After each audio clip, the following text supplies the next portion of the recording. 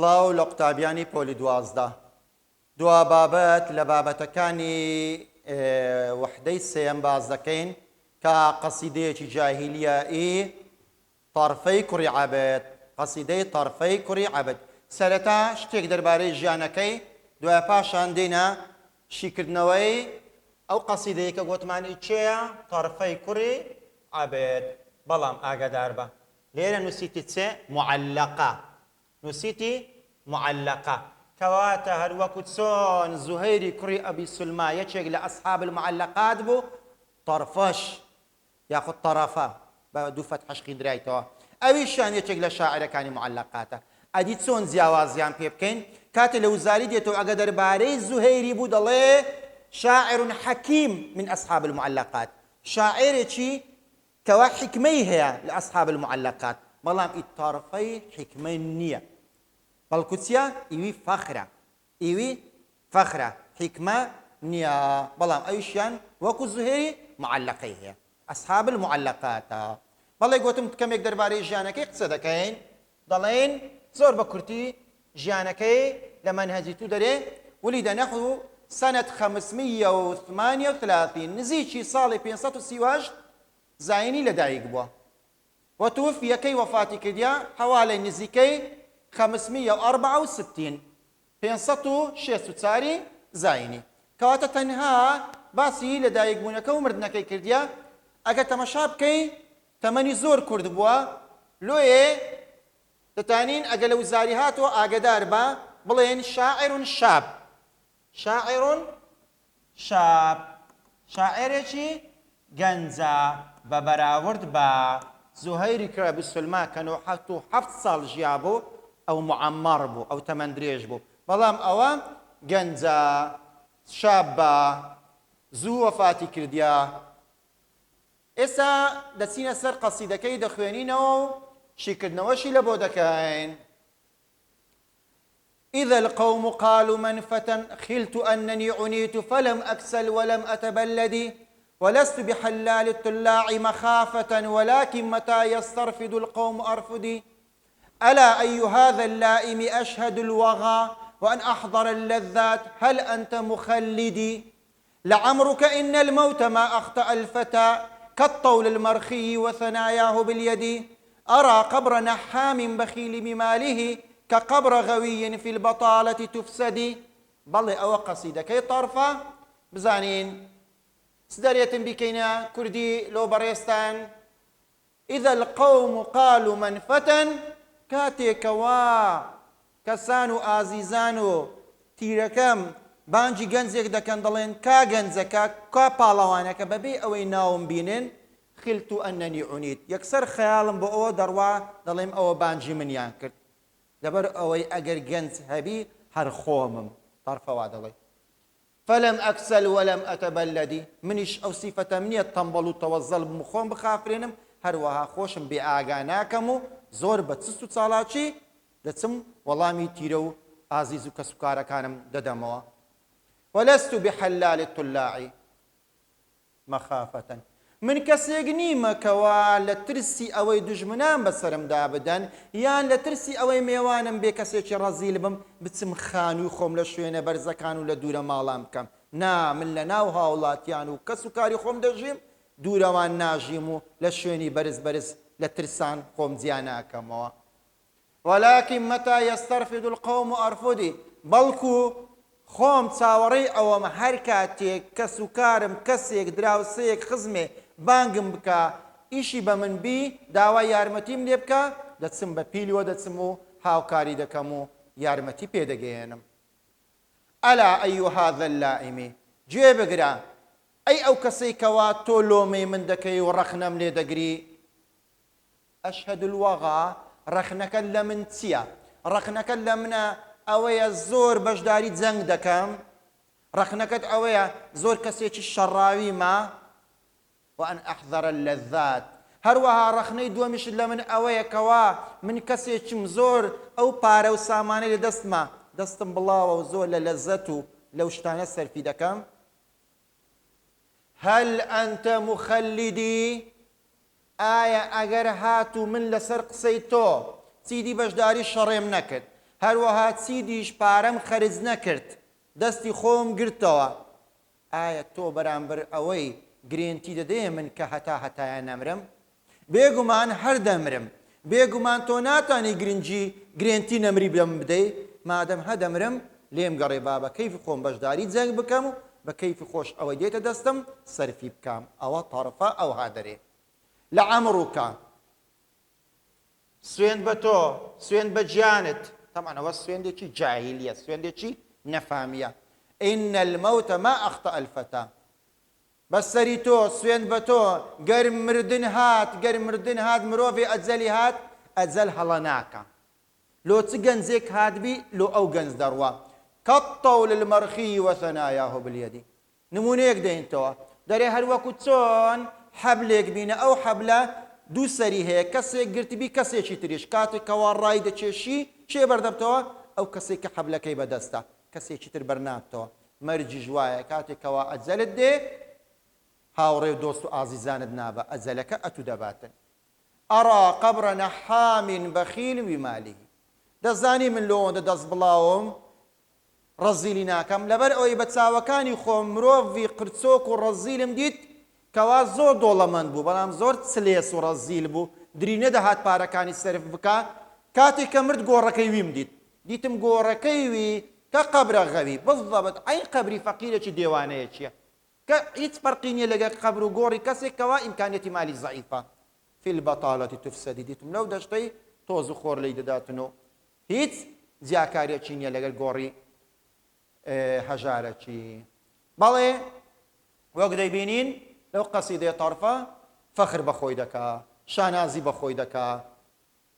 مواسەفاتە باشەکانی خۆی دەرێ وەڵامی ئەو کەسان دەداتەوە کەوا لۆمەی لێ دەکەن گازاندەی دەکەن کەوا لۆچ ئەو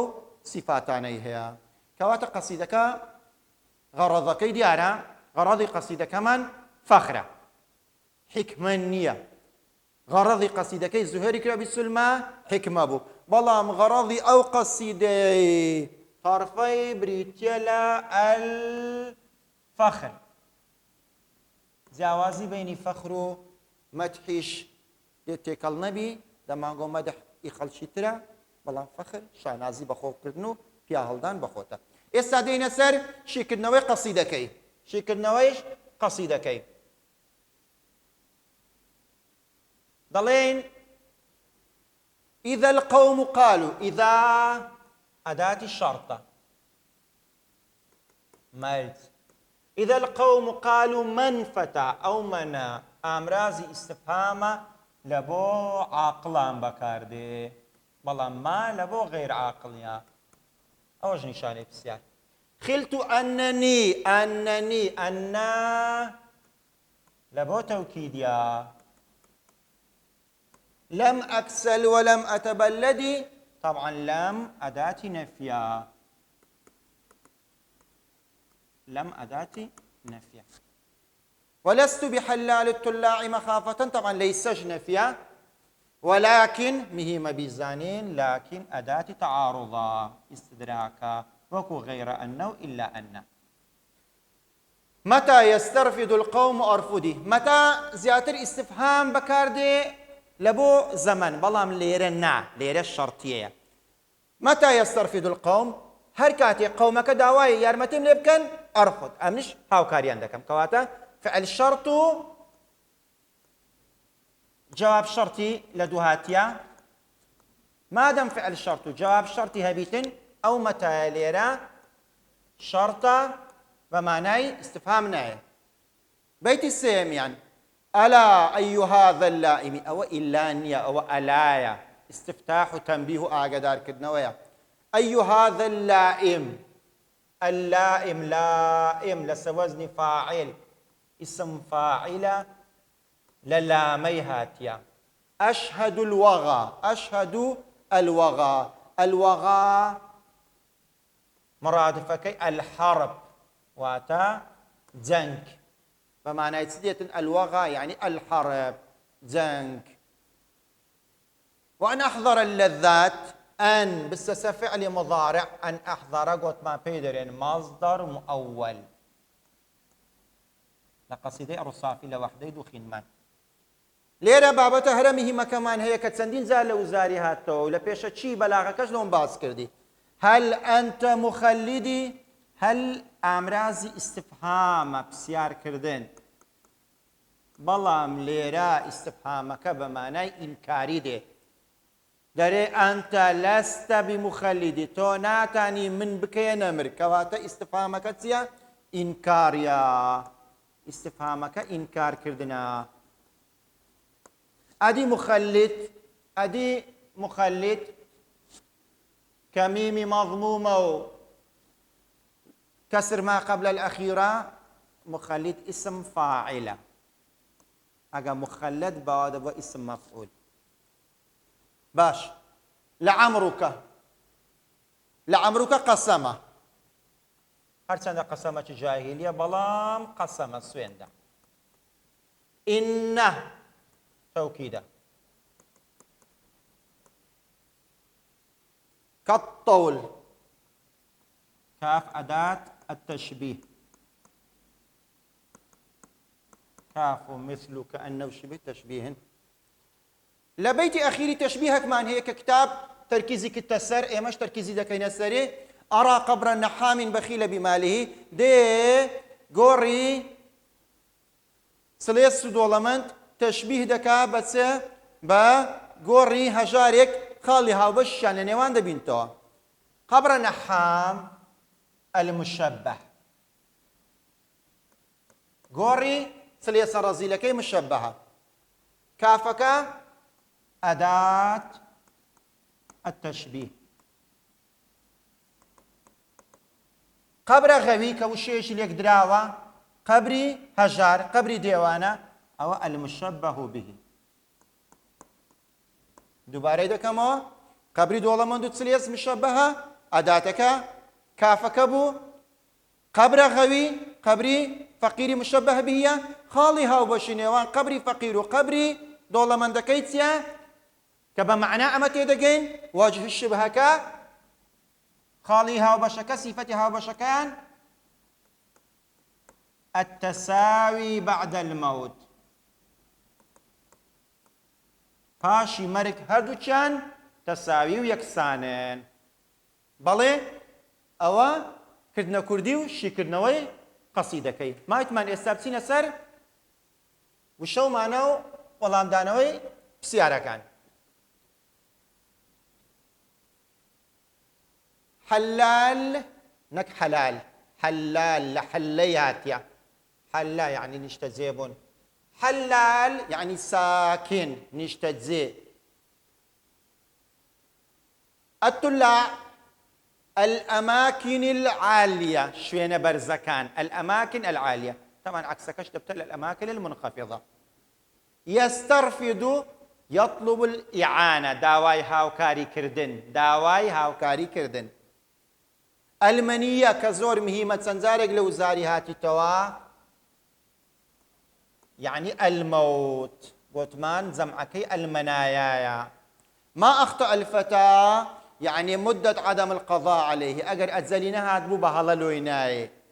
ثناياه طرفاه دو سركي حبل نحام الحريص على جمع المال أو كسيد سليسو هردم فكروا زيني لسر كوكدنوي باريا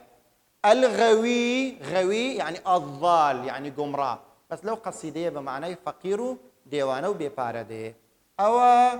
وشو معنى كان إسا دسينا سر والله دانوي بسياركاني نصكا والله دانوي بسياركاني نصكا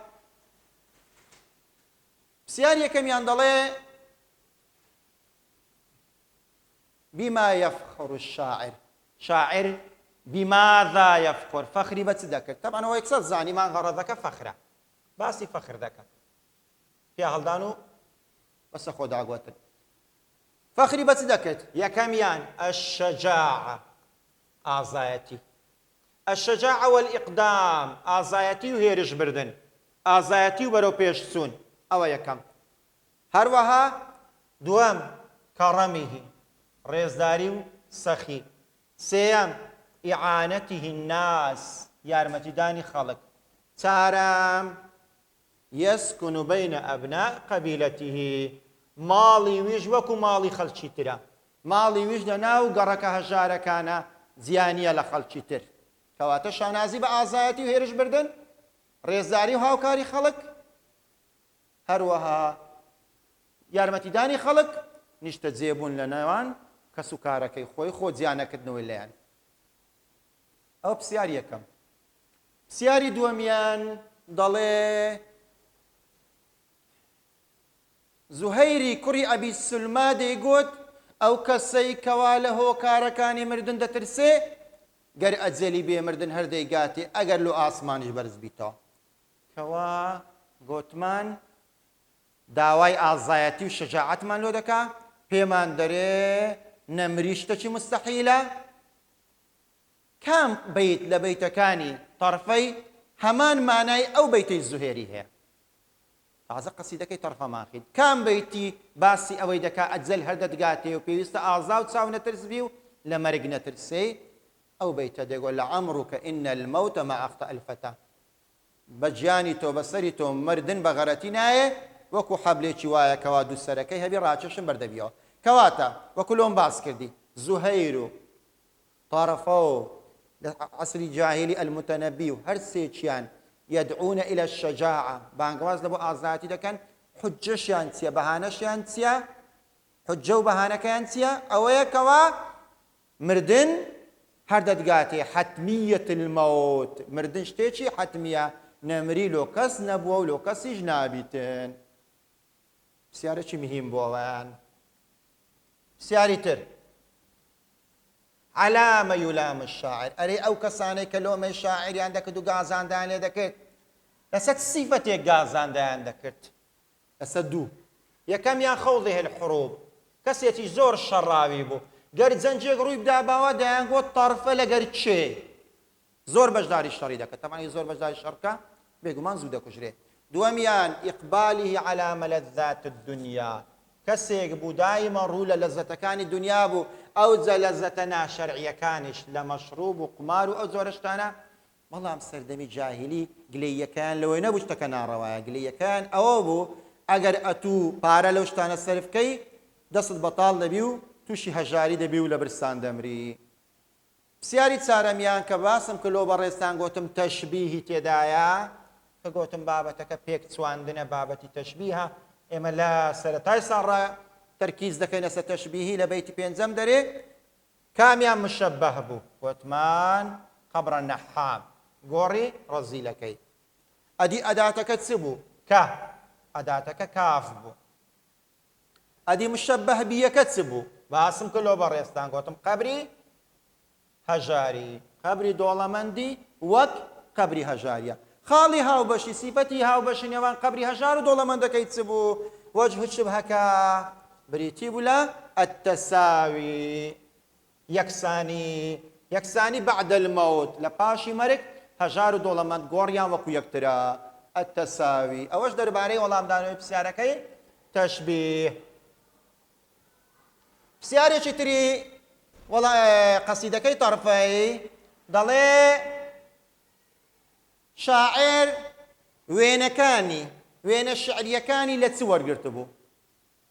نك طرفه همو شاعرك جاهلي قوتم وين كان لبي اي محسوس وردقري يعني برزستكراو شتي مادي نك شتي معنوي بلغتسيا حلال الطلاع شويني برز نشتزي شويني برز الطول حبل طول المرخي حبل شل او انا مش مادينا كوات الشاعري جاهلي دائما اشتكاني محسوس مادينا نكشتي ناماديو معنوي بيتن سياري الششم قوتم لهر همي مهم ترى سياري الششم قوتم لهر هموا مهم ترى سيارة زور قرنقا أو استفهام هل أنت مخلدي بمعنى تسدي استفهامك بمعنى إنكاري دي أون دي لبردكي الإنكار يعني إنكاري دكا هيت كسيك بتاني صفة نمري بشاعر بخشي سياري حفتم داري أو نصم لو بكدوبش آخر خوي بينز بيتا بكدوبش وهربشك ناوچي لبنه أما ضلين بشي يكام لبيت يكم ودوام بيت يكم ودوام ديكينا بشيك بيت يكم دوم تسنا وشليدنين فخر الشاعر بنفسه بيا هلدان وشانازي كدني شاعر بخوي أدي بشي دوام سي بيتكي كوتاي واتا تسار وبينزو شش عفوا سي وتسار وبينت بيتي سي وتسار وبينت أوان سنا وشان ابنين مخاطبة اللائم قفتو قو كردني الشاعر لقاو كسي كلومي دكا والرد عليه والام دانا وشي لەوەی کەوا ئەو لۆمانەی دەکەن وەڵامی لۆمەکان دەداتەوە بەرگری لە خۆی دەکاتن بەڵێ وەڵامی پرسیارەکانمان داوە بەس مایتمان ئێستا بزانین پرسیاری وزاری دەربارەی ئەو قەسیدەیان چۆن هاتیتەوە یەکەم من شعراء المعلقات كام لو شاعرانا لأصحاب المعلقات المتنبي عباسية أبي تمام عباسية شريف الرضيش بهمان شيوة كواتا كام لوانا سردمي جاهلية كمعلقات يقل تايبت من ديكاني جاهلية كام لوانا عمل منهج ما زهير وطرفة إسا كام يعني دا طرفي دا لو طرفي كوري عبد لأصحاب المعلقات يا دوام طرفة دري ولست بحلال التلاع مخافة ولكن متى يسترفد القوم أرفدي يفخر الشاعر لو بيتي شاعر فخر بات الصفة شدكا آية باسي أويدكا كوا قومك يزور آزانا نا باسي آزات قومك يناكا باسي أويدكا كوا كسيك دائما لآزات خوي فرياي خلشي تلك دكاوي بيقمان أويشيان هونيا أدي قوة شعري هدري شعر كاني من زور بهيزن كزوكو من شاعر النيا نخير أوشيان النيا ضلي من كسيكم مالم دور لخلق نيا لشويني دور نشتزي نيما بلكو كسيكم كوا داوي هاوكارين لبكن هاوكاري عندكم كوا طولا مراستكتيا كرم بريزة سخية إعانته الناس دائما آماده لوي هاوكاري خلقام كام لوي ولا مراستكتيا ولا مراستكا جيم بلي أوا وەڵامی پرسیاری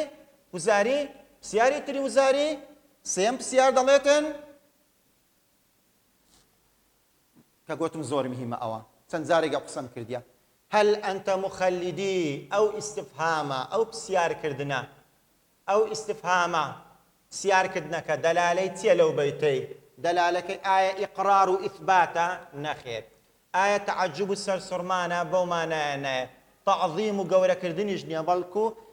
إنكاري كردنا دري أنت لست بمخلدي توناتاني صفة خلود بمبخشي لو إيه إنكاري كتاو طبعا ناو بروغرامي خمانو بأساين دزاندري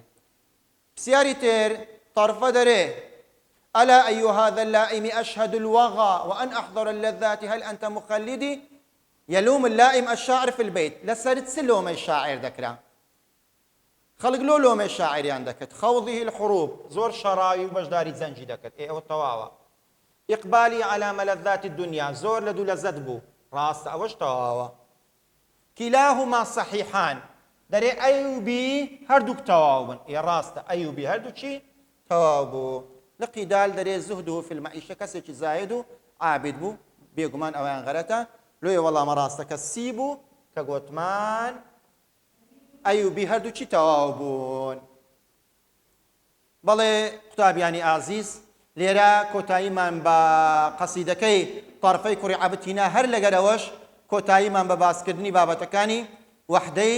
سێم هینا بە هیوای ئەوەی سوودێکی باشتان لێبینی و لەگەر بە ڕێزیشتان بەردەوام دەبم لەوانەکانی داهاتوو باسی سەردەمی ئیسلامی و سەردەمی ڕاشیدین و سەردەمی ئومەویەکانیش دەکەین لە وەحدەی چارەم ئیتر بە هیوای سەرکەوتنتان